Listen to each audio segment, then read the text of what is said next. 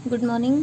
कल question number 2 तक हुआ था, आज क्वेश्चन नंबर 3 है, जिसका फिगर ये है, जिसमें दिया हुआ है कि आकृति में ए बी समांतर है ईडी का। ये दोनों ए बी समांतर है ईडी का और एंगल बी ए सी 35 डिग्री है और सी डी ई है यहाँ पे 53 डिग्री।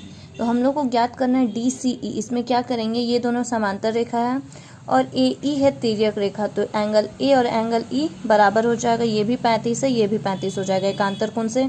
और यहाँ पे त्रिभुज बन रहा है, तो त्रिभुज के तीनों कोणों का योग होता है 180 डिग्री। ये दोनों को जोड़ के 180 से माइनस कर देंगे। ये है क्वेश्चन नंबर 3। ए बी समांतर डी दिया हुआ है, एंगल ए दिया हुआ है, एंगल डी दिया हुआ है, एंगल सी निकालना है। तो यहाँ पे वही किए हैं, क्योंकि ये दोनों समांतर है तो बी ए सी यहाँ पे हम लोग सिंगल ए भी लिख सकते हैं, एंगल ए बराबर एंगल ई भी लिख सकते हैं। तो एंगल ए और यहाँ का एंगल ई ये दोनों बराबर हो गए एकांतर कोण से, इसलिए सी डी भी हो जाएगा 35 डिग्री। अब लिए त्रिभुज डी सी ई में त्रिभुज बन रहा है। त्रिभुज के तीनों कोणों का योग होता है, त्रिभुज के तीनों कोणों का योग 180 डिग्री। तो angle C plus angle D plus angle E बराबर हो जाएगा 180 डिग्री। एंगल सी का वैल्यू निकालना है, पता नहीं इसलिए सी उतार दिए।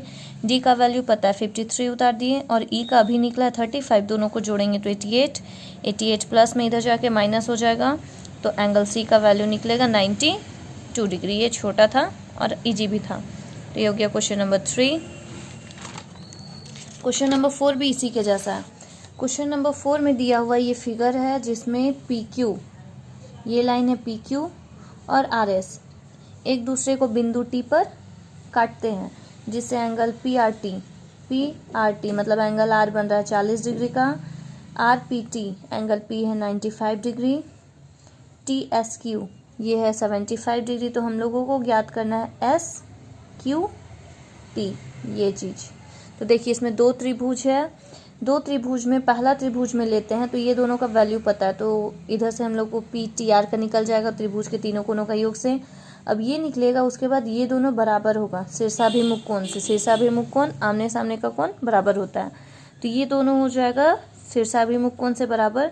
अब इस त्रिभुज में 2 का वैल्यू पता है, तीसरा का त्रिभुज के तीनों कोणों का योग से उससे निकल जाएगा। सेम यहाँ पे बनाए हैं, एंगल पी आर टी है 40, एंगल पी है 95, एंगल एस है 75। तो एंगल क्यू हम लोगों को निकालना, ये फिगर है। तो सबसे पहले लिए हैं त्रिभुज पी आर टी में angle P plus angle R. यहाँ पे टी पूरा नहीं है, टी 2 साइड, इसलिए इसको पूरा नाम लेंगे पी टी आर बराबर 180 डिग्री। इसमें भी लिख दीजिएगा त्रिभुज के तीनों कोणों का योग, त्रिभुज के तीनों कोणों का योग ब्रैकेट बंद। एंगल पी का वैल्यू पता है 95, एंगल आर का है 40 और पी टी आर पहले निकालेंगे तो ये दोनों को जोड़ेंगे तो आ गया 135। ये काटे हैं हम, गलती से यहाँ 45 डिग्री ले लिए थे, तो 135 दूसरे साइड जाके हो जाएगा फिर माइनस, ये गलत है, इसको नहीं लिखना है। ये माइनस हो जाएगा, माइनस हो के आएगा 45 डिग्री। तो यहाँ का निकला हम लोग का 45 डिग्री। अब ये 45 है तो उसका दूसरे साइड का भी एंगल पी टी आर बराबर होगा एस टी क्यू का शीर्षाभिमुख कोण से। तो ये 45 है, इसलिए एस टी क्यू भी 45 होगा। अब लेंगे त्रिभुज एस टी क्यू में त्रिभुज के तीनों कोणों का योग, सेम इसमें वही चीज़ लिखिएगा। त्रिभुज के तीनों कोणों का योग पूरा लिखना है, जिसमें angle S plus angle Q और टी चूँकि आधा है तो इधर के साइड वाला टी लेंगे, मतलब एस टी क्यू बराबर 180 डिग्री।